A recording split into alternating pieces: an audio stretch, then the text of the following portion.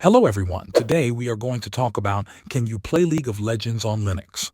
The answer is no.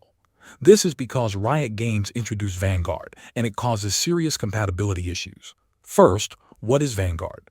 Riot Vanguard is a kernel-level anti-cheat system. That means it runs at the lowest levels of your operating system. It checks that nothing is tampered with. It makes sure illicit programs, cheats, or hacks cannot modify the game or system.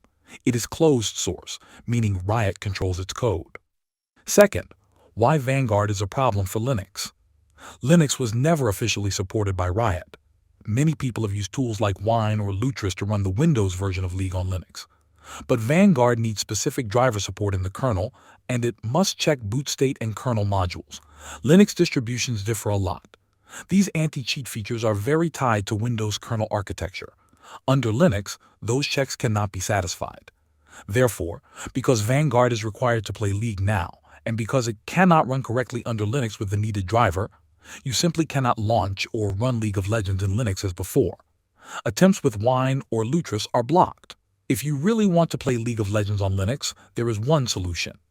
You can dual boot your computer, have Windows alongside Linux. Thanks for watching.